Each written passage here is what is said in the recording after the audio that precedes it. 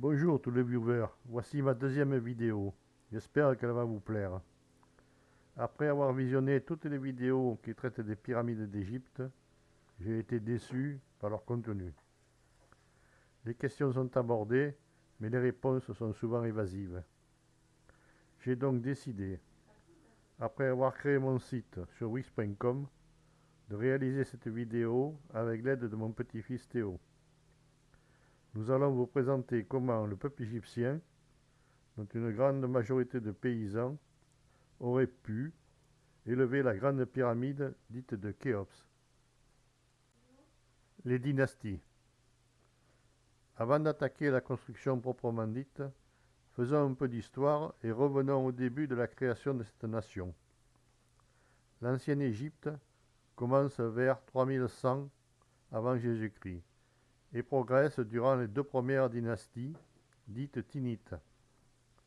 C'est à cette époque, à la sortie du néolithique, que se développe en même temps un gouvernement bureaucratique, des outils permettant d'exploiter les richesses et une idéologie de cohérence sociale. Quand commence l'Ancien Empire, vers 2700 avant Jésus-Christ, tous les éléments de la civilisation égyptienne sont déjà en place.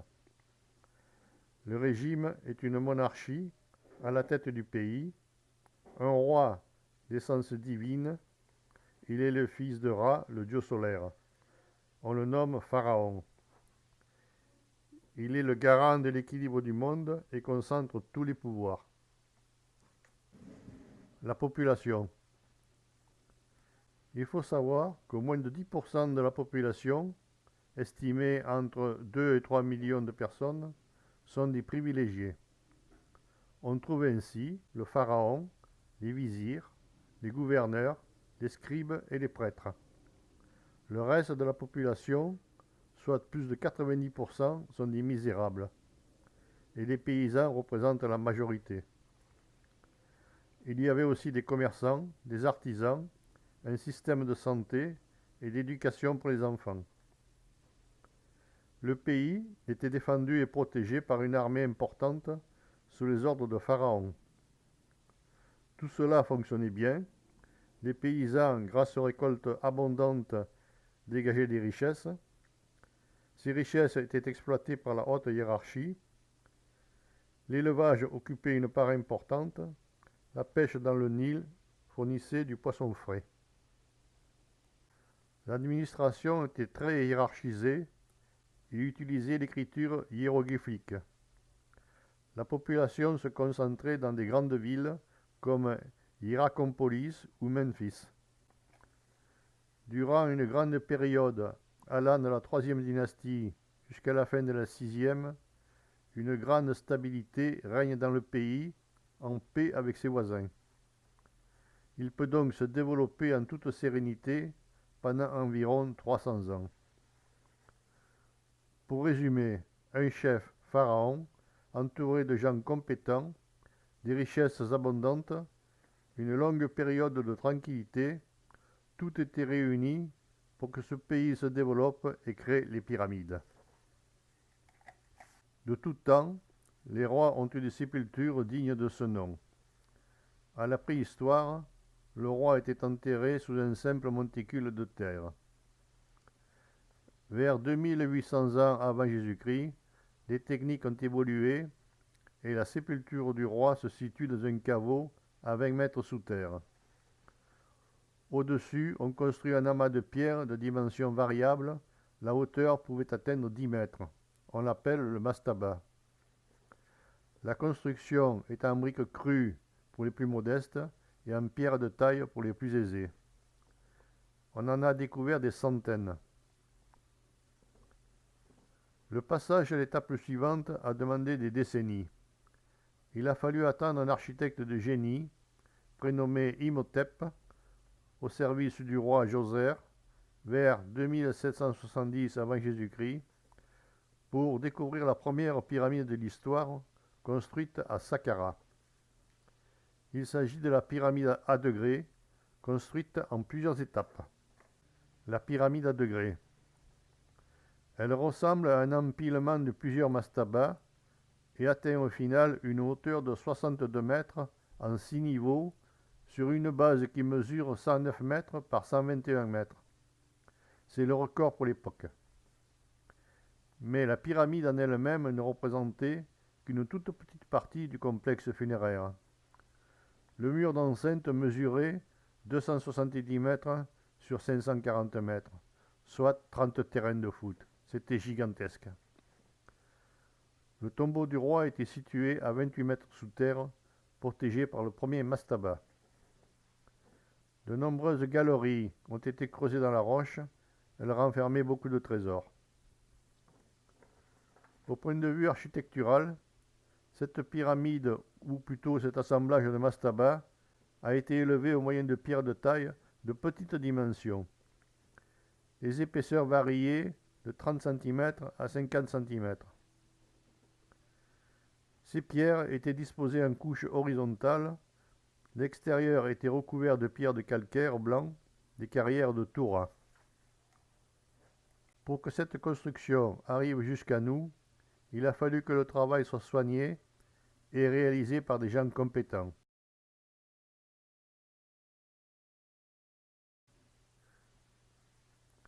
Si on peut tirer une conclusion partielle, disons que, environ 70 ans avant Khéops, les Égyptiens savent creuser des puits et des galeries, extraire des pierres dans une carrière, les tailler à une forme désirée et les hisser jusqu'à 62 mètres de haut.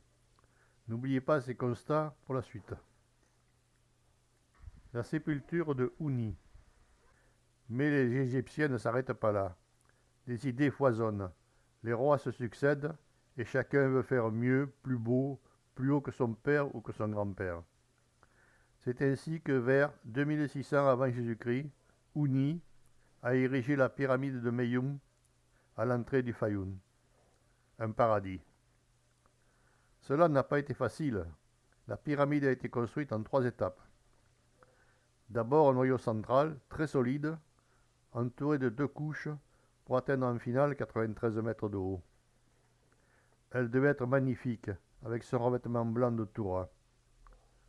L'angle choisi de 53 degrés, correspondant à une pente de 14/11e, pour l'extérieur, lui donne une fière allure. On a trouvé l'entrée unique face au nord, située à 14 mètres de haut. Mais les pilleurs, ou le manque de cohésion des différentes couches autour du noyau, ont eu raison de sa solidité. Il ne reste de nos jours que le noyau central, très bien construit, donc très solide. Le temps passe. Arrive Snéfrou. Il est le fondateur de la 4e dynastie, vers 2600 avant Jésus-Christ. Snéfrou a mené des expéditions guerrières en Libye et en Nubie. Il en a ramené des prisonniers et du bétail. Un autre fait à signaler, il s'agit d'une expédition de 40 navires vers le Liban par la Méditerranée pour amener du bois, surtout du cèdre et du pin. Son bateau s'appelait Louange des 2 terres. Avant de commencer la pyramide de Dachour Sud, il avait terminé celle de Meidoum en la transformant en pyramide lisse grâce à l'apport de calcaire blanc de Toura très bien taillé. Dachour est en plein désert, il n'y a rien. Pourquoi avoir choisi ce lieu assez inhospitalier? Je n'ai pas de réponse. Peut-être tout simplement pour être tranquille. C'est lui qui a créé la fonction de vizir, chargé d'administrer le pays au nom du roi. Le vizir a aussi pour rôle de recenser le bétail qui occupe une place importante dans l'économie du pays. Venons-en maintenant à cette fameuse pyramide, la rhomboïdale. On l'appelle ainsi à cause de sa forme. C'est une grande pyramide à face lisse, construite à Dachour Sud. La base est un carré de 188 mètres de côté. La hauteur actuelle est de 104 mètres.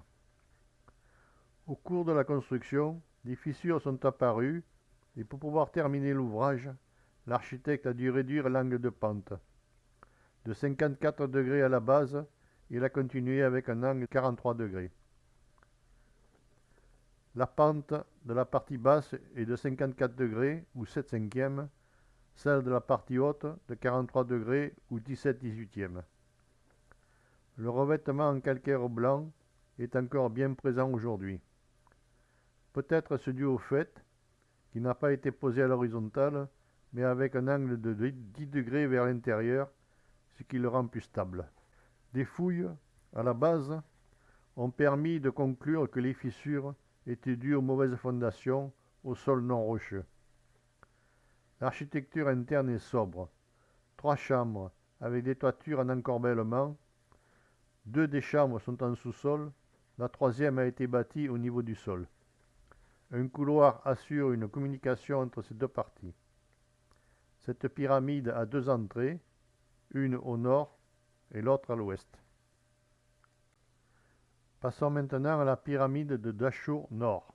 On l'appelle la pyramide rouge. C'est Snéfrou, encore lui, qui a fait construire cette pyramide pour en faire son tombeau, vu les problèmes de fissures rencontrés sur la rhomboïdale. La base est immense, 218 mètres par 221 mètres. Compte tenu de l'angle de 43 degrés, la hauteur est de 104 mètres. Vue de loin, elle a l'air écrasée et elle n'est pas élégante, mais elle a bien résisté au temps.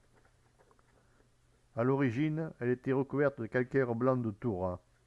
Il en reste quelques vestiges sur la face nord. On peut voir que toutes les pierres sont posées sur des lits horizontaux. Cette pyramide n'a qu'une seule entrée, sur la face nord, située à 30 mètres de haut. La descenderie conduit à 3 chambres, en très bon état, situées juste au-dessus du sol.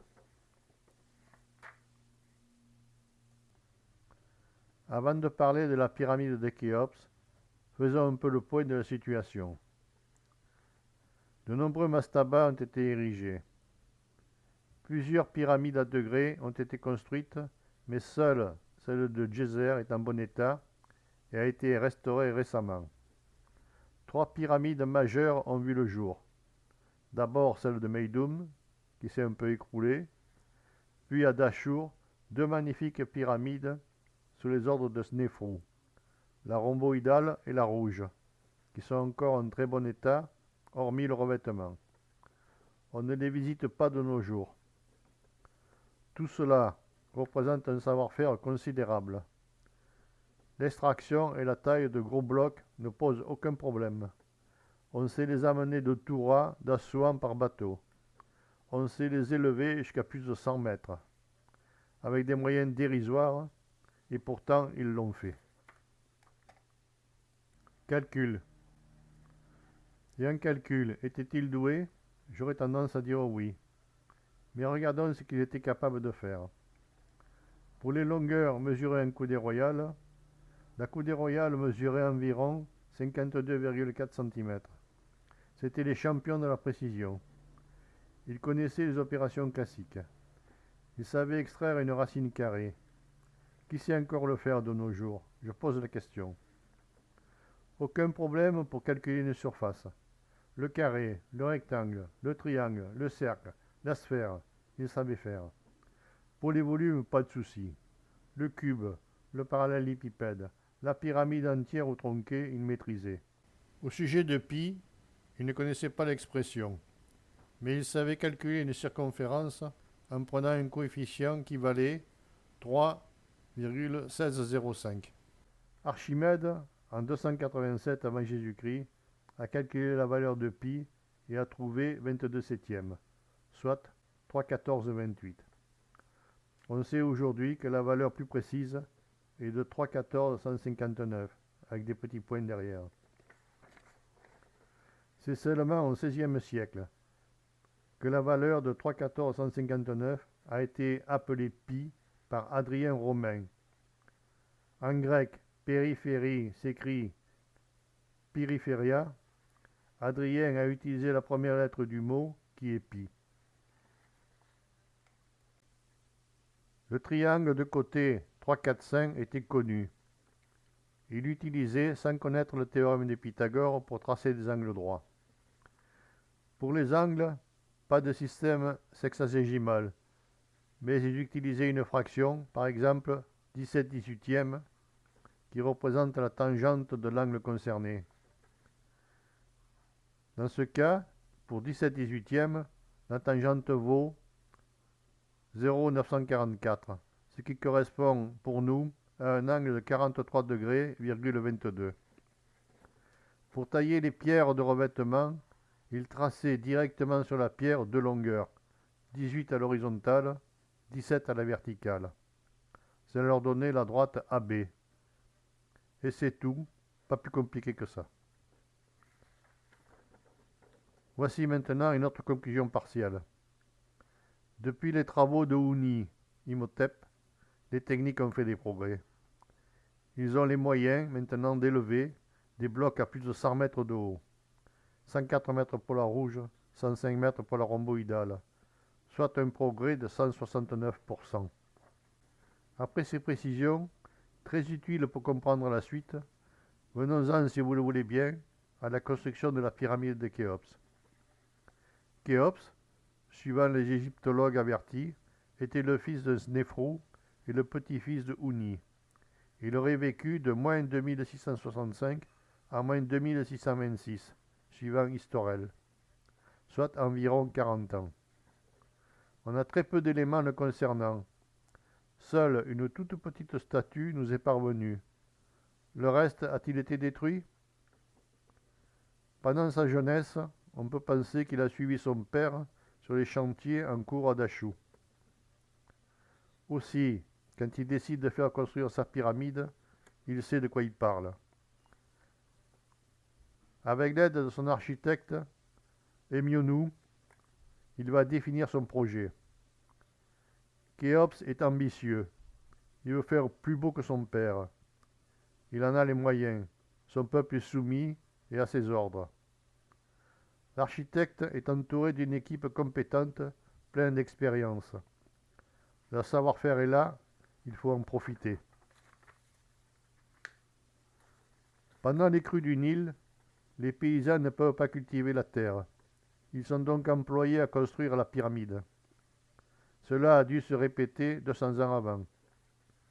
Dans les corps de métier, on trouve les carriers, ceux qui extraient les blocs de pierre, les tailleurs, ceux qui les façonnent aux dimensions voulues, les tireurs, ceux qui approvisionnent les pierres posées sur des traîneaux, les maçons, ceux qui posent les pierres, les ajustent et réalisent les joints.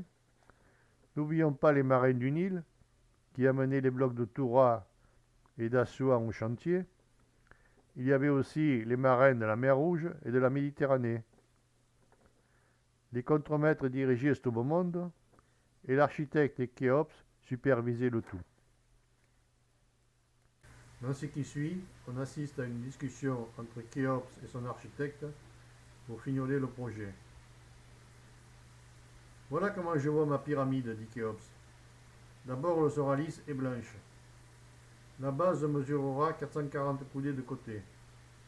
La pente pas trop forte ne fera que 14/11, comme un médoum.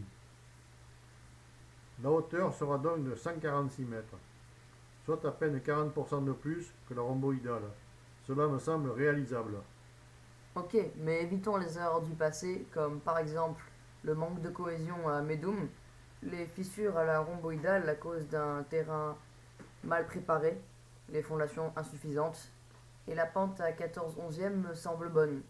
Celle de la rouge à 17/18 était trop faible, la pyramide a l'air écrasée. Pour mon tombeau, en hauteur, j'aimerais du granit rose d'Assouan, comme Houni dans sa pyramide à degrés. C'est faisable, mais ça complique la tâche. Mais la question principale que je me pose, c'est où construire ma pyramide? Saqqara est déjà bien occupé, Meidoum c'est un peu loin, Dachour c'est le désert, j'aimerais me rapprocher de Memphis. J'entrevois une solution. Au nord de Saqqara, à Gizeh, le plateau est rocheux et situé en hauteur. Je pense qu'il peut fournir toutes les pierres de remplissage et de plus, on sera préservé des crues du Nil. C'est à côté de Toura, ce sera bien pratique pour le revêtement. Ok, mais alors comment amener les blocs de Torah? Il n'y a pas de port à proximité. C'est ça qui te gêne? Pas de problème. Je mets une équipe sur le coup. Dans peu de temps, le port sera construit. Signalons que dans le papyrus de Merer, décrypté par Pierre Otalé, il est dit: une équipe a été détachée sur place pour creuser un canal et détourner les eaux du Nil. Finalement, ils sont tombés d'accord, les travaux peuvent commencer. Toute l'équipe se rend sur le plateau de Gizeh pour finaliser les opérations. Le plateau n'est ni plan ni horizontal. Où bâtir la pyramide? Au nord-est, le terrain est légèrement incliné. En le rectifiant un peu, on pourra y bâtir la pyramide.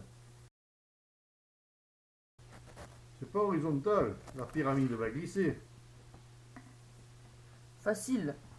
Nous allons creuser une série de rigoles sur toute la zone et remplir d'eau.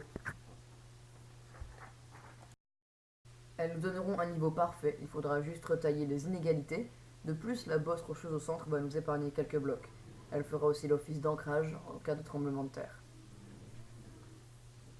Mais je veux également une bonne orientation par rapport au nord. Là encore, j'ai deux solutions. On prendra la meilleure. On peut utiliser l'étoile polaire de nuit pour situer le nord, ou on peut utiliser l'ombre d'un poteau ou d'un fil à plomb en plein soleil. Quand le soleil est à sa culminance, l'ombre indique le nord avec précision. À cause de cette bosse au centre, on va avoir du mal à construire une base parfaitement carrée. J'ai une méthode compliquée mais qui devrait marcher. Au moyen de poteaux verticaux, on visera par-dessus la bosse et on ajustera les diagonales comme ça. Et si ma pyramide était gauche? Pas de souci, avec un bon tracé au sol et un fil à plomb, on peut résoudre le problème.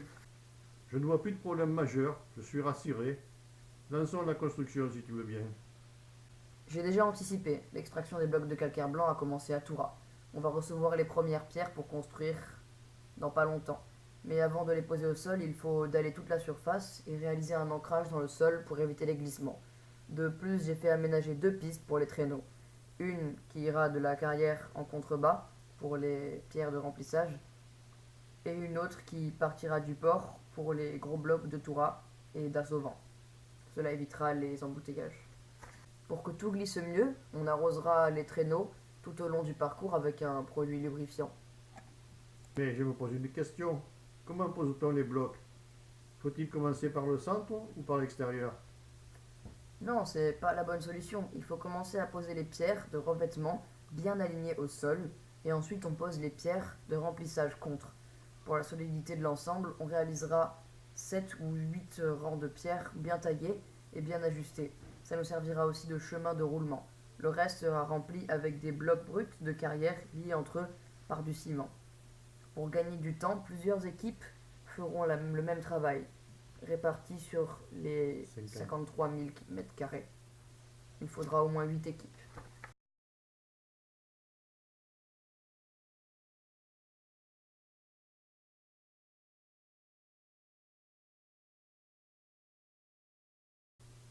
Et pour le deuxième niveau, ça se complique. Les traîneaux ne pourront pas monter à 1,50 m. Il faudra les soulever. Pas du tout, on va aménager des rampes frontales, au moins 2 par face, à 7% de pente, ce qui reste raisonnable. Aménager avec des rondins de bois pour la glisse des traîneaux. Si on peut en mettre 4 par face, on gagnera du temps de construction. Le concept de la rampe frontale est pratique, tant que la longueur reste raisonnable. Je pense que 60 mètres de long serait la limite. Le troisième niveau arrive à 3,95 m. La rampe frontale sera encore utilisée. Après, il faudra trouver autre chose. À partir du quatrième niveau, j'ai imaginé une rampe spéciale qui prendra peu de place au sol et facile à construire en briques crues. D'une largeur d'au moins 3 mètres, elle sera aménagée dans sa pente centrale avec des rondins de bois encastrés dans le sol. Elle s'appuiera sur la face de la pyramide et ne gênera pas les constructions du niveau supérieur. Pour gagner du temps, je propose d'en construire au moins deux, une au sud et une à l'est. Comme ça, ceux qui descendent à l'est ne gênent pas ceux qui montent au sud. En travaillant à la lumière du jour et à l'air libre, les ouvriers souffriront moins et pourront travailler plus longtemps. On gagnera encore plus de temps. Plus tard, on verra en fonction de l'avancement des chantiers s'il est nécessaire d'en construire une ou deux de plus.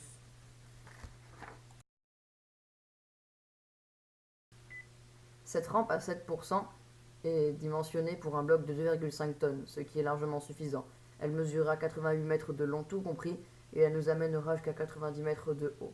À cette hauteur, on aura bâti 93% du volume de la pyramide. Je suis quand même inquiet. Pour ma chambre, j'ai prévu du granit et de grosses poutres massives pour le toit qui peuvent atteindre 60 tonnes. Alors, comment allons-nous les hisser jusqu'à 43 mètres de haut? Oui, ça va être compliqué, mais en discutant avec mon équipe, nous avons trouvé une solution compliquée, mais je pense qu'elle fonctionnera. Nous allons bâtir une grande galerie de 48 mètres de long, inclinée à 26 degrés vers le nord, et la hauteur sera de 8 mètres. Dans cette galerie, nous installerons un chariot servant de lest, en quelque sorte un contrepoids, équivalent à la masse du bloc à hisser à 43 mètres de haut. En surchargeant le lest, il descendra et le bloc relié par des filins montera. Pour que cela fonctionne bien, il faudra construire une rampe frontale face sud dans l'axe de cette grande galerie, à la même pente pour équilibrer les efforts.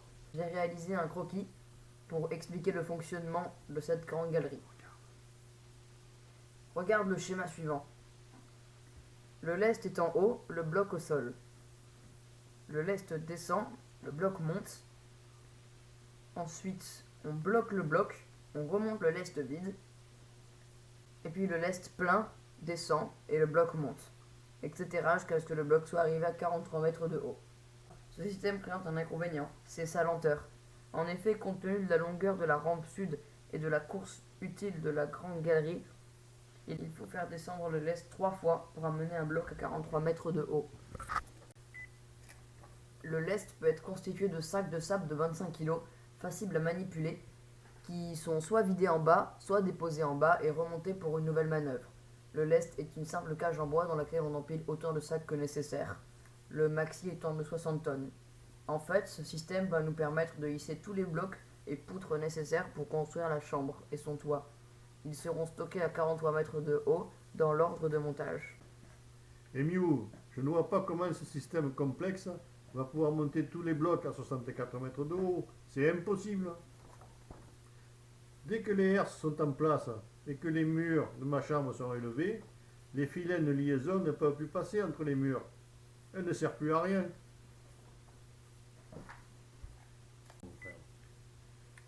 Tu as raison mon frère, ce système ne peut pas faire monter les blocs au-delà de 43 mètres. Il va servir à hisser les blocs bouchons en haut de la grande galerie. Après tout sera démonté pour laisser l'accès libre. Pour bâtir le toit de ta chambre, il va falloir construire une deuxième galerie telle que son sommet soit à 64 mètres de haut, légèrement décalée vers l'ouest pour ne pas la construire au-dessus de la précédente. De cette façon, on réduira la surcharge et les blocs seront tirés sur le mur ouest de ta chambre pour être ensuite poussés à leur place définitive. Cette disposition est confirmée par l'analyse murographique de 2017. Parfait. Maintenant que ma chambre est construite, explique-moi comment on fait pour bâtir jusqu'à 90 mètres de haut. Oui, comme je l'ai évoqué précédemment, c'est grâce à 2 rampes latérales en zigzag qu'on y arrive. Arrivé à 90 mètres de haut, la largeur de la face est égale à la longueur de cette rampe. On ne peut pas monter plus haut. Il faut inventer un autre moyen. Je vais en discuter avec les contremaîtres. Bon, réfléchis. À ce niveau de 90 mètres, on a déjà construit 93% du volume. Il ne reste que 175 000 m3 à bâtir. On doit pouvoir le faire avec une rampe intégrée dans la pyramide, et ce jusqu'à 124 mètres. Au-delà, on n'a pas assez de place pour la construire. La rampe intérieure débouchera au centre de la face pour la poursuite de la construction. Mais j'y vois un inconvénient à ton système. Il va falloir travailler dans le noir. Mais bon, on fera avec. Une fois arrivé à 124 mètres, il reste encore 22 mètres à bâtir. Ça va être la partie la plus délicate et la plus pénible. Il n'y a guère de place pour bouger.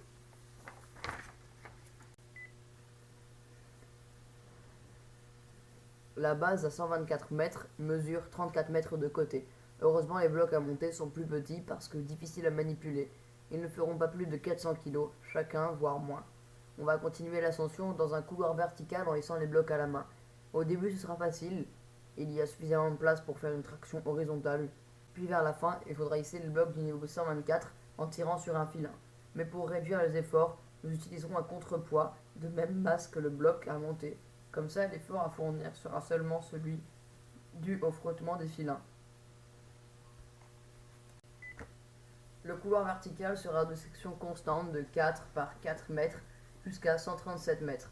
Puis grâce à un encorbellement à 4 faces, la section sera réduite jusqu'à 2 mètres par 2, car la surface de cette assise n'est plus qu'un carré de 6 mètres de côté. Mais, Emionou, je ne vois pas comment on va construire les 3 derniers mètres. Explique-moi, vieux frère. Ensuite, pour bâtir les 3 derniers mètres, je pense qu'il faudra construire une plateforme pour stocker toutes les pierres nécessaires. Cela va représenter un petit volume de 36 mètres cubes, mais on sera plus à l'aise pour se déplacer, soit environ 150 blocs à stocker. Sur cette plateforme, on construira un support pour recevoir le pyramidion, que l'on aura hissé à 146 mètres petit à petit. Compte tenu de ses dimensions, 60 cm, il pèsera dans les 500 kg. Il faudra des costauds pour le bouger. Et pour pousser le pyramidion, on fait comment? Explique-moi un peu. J'ai prévu dans le sommet, au niveau de la plateforme. 2 ouvriers sortiront par là et viendront pousser le pyramidion là, sa place définitive. Et ensuite, il suffit de démonter la plateforme, de reboucher le trou d'homme et les ouvriers peuvent redescendre jusqu'au sol. La dernière opération consistera à ravaler les façades sous les rampes en zigzag pour terminer le chantier. Ouf, je respire. Je vais pouvoir mourir tranquille.